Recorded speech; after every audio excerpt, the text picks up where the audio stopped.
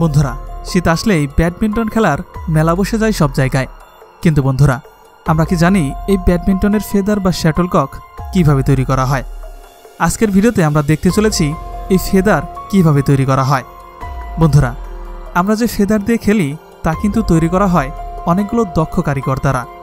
Feather বা শ্যাটলকক তৈরি করার প্রধান কাঁচামাল ফেদার, আর এই ফেদারগুলো কিন্তু মোটেও আর্টিফিশিয়াল নয়। এই শ্যাটলকক তৈরি করতে যে ফেদারগুলো ব্যবহার হয় তা আসে এক প্রজাতির সাদা হাঁসের পাখনার পালক থেকে। তবে যারা এই শ্যাটলকক তৈরি করে থাকেন তারা এই ফেদারগুলো কিনে নিয়ে আসে। এরপর এই পালকগুলো ডিটারজেন্ট দিয়ে খুব ভালো করে ধুয়ে নেওয়া হয়। এই ধোয়ার কাজটি ছোট কারখানাগুলোতে কারিগররাই করে থাকেন। অপরদিকে বড় বড় যে সকল কারখানা রয়েছে সেগুলোতে এই ধোয়ার কাজটি মেশিন দ্বারা করা হয়ে থাকে। ধোয়ার পরে এই ফেদারগুলো শাইনিং করার জন্য নীল ব্যবহার করা হয়ে থাকে।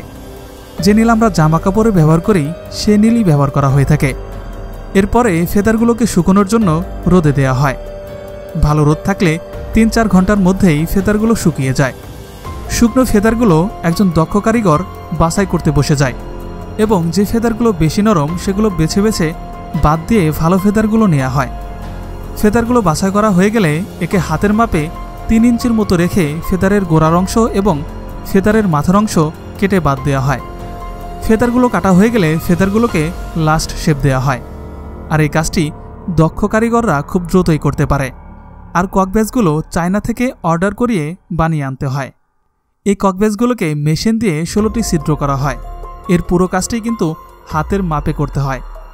এই ছিদ্র করার প্রক্রিয়াটি শেষ হয়ে গেলে অন্য একজন কারিগর গুলো দিয়ে ককবেসের হোলগুলোতে ফেদারগুলোকে সাজিয়ে দেয়। এই সাজানোর কাজটি করা হয়ে গেলে আরেকজন কারিগর ফেদারগুলোকে সুন্দর করে বেঁধে দেয়।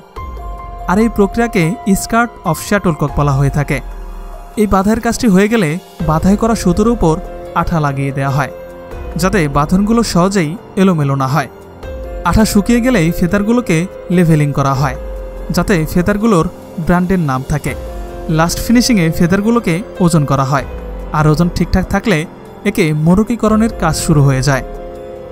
তবে বন্ধুরা, এই ফেদারগুলো কিন্তু মেশিনেও তৈরি করা হয়ে থাকে, কিন্তু মেশিনের থেকে হ্যান্ডমেড ফেদারগুলোর ফিনিশিং অনেক বেশি ভালো হয়।